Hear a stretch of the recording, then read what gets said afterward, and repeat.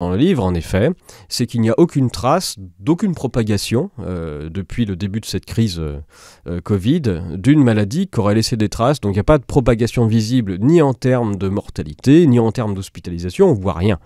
Donc on peut supposer qu'il y a une propagation si on veut, mais après normalement en science, on est censé prendre les données qui sont à notre disposition pour essayer de les étudier un peu. Et quand c'est pas possible et on le dit. Et en effet, lorsque on étudie ce qui a été appelé Covid-19 pendant la période, en termes d'hospitalisation notamment, on voit que ce n'est pas scientifique. L'appellation Covid-19, c'est pas de la science, c'est de l'administratif. Il n'y a pas de critères scientifiques, une liste qui pourrait nous dire, voilà, vous cochez ces cases-là, c'est Covid-19. Ça n'existe pas. Donc c'est une interprétation, et cette interprétation d'ailleurs, n'aide pas vraiment à améliorer la santé du patient.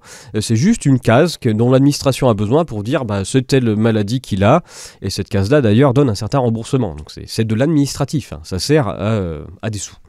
Et cette case Covid-19, quand on l'étudie, on se rend compte que quand elle commence à apparaître à l'hôpital, notamment à partir de mars 2020, eh bien toutes les autres cases des infections respiratoires, les pneumonies, les pneumopathies, les grippes, qu'est-ce qu'on a d'autre, les bronchopneumopathies chroniques, donc même les maladies chroniques diminuent, l'asthme, la tuberculose, tout ça s'effondre. Et pendant que ça s'effondre, c'est le Covid-19 qui apparaît. Et donc c'est juste un transfert.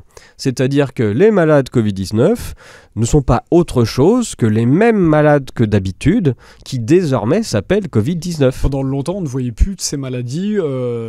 Sur les courbes de grippe, c'est nickel. Hein. Vous regardez la courbe de grippe enregistrée au niveau mondial, vous avez une disparition de la courbe de grippe qui a lieu à partir de l'hiver 2020-2021, voilà, et ça revient après. Mais voilà, vous avez un zéro et remplacé parfaitement par les 10 malades Covid-19. Donc ça, voilà. Donc a posteriori, il y a certaines personnes qui ont dit... Ça, vous le montrez, il y a ce tableau dans le livre, page 63, je crois, où on voit la différence entre la grippe et le Covid sur les années. Tout à fait, ça se comprend très bien. D'ailleurs, il y a même un espèce de... sur le graphique, on voit une espèce de petit créneau. Voilà.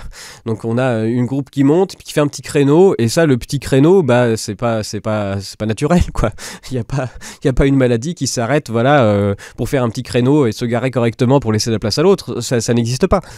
Donc ça, c'est vraiment la preuve qu'on est sur de l'enregistrement administratif, point barre. Et donc, je maintiens absolument ce que j'ai dit. Donc, il y a un élément très intéressant sur cette question-là. Donc, c'est ridicule de l'omettre.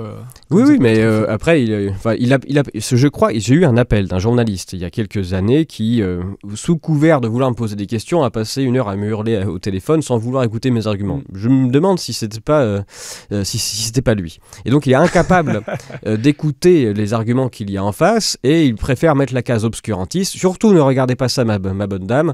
C'est un méchant, il raconte n'importe quoi, il faut surtout pas écouter ses arguments, puisque c'est même, voilà, il est dangereux, quoi. Attention, il pourrait vous amener sur une fausse piste, c'est même dangereux. C'est la raison pour laquelle, d'ailleurs, il y a une telle censure sur Internet, que j'ai resubi dernièrement. On vous explique qu'attention, vos paroles sont dangereuses. Bon.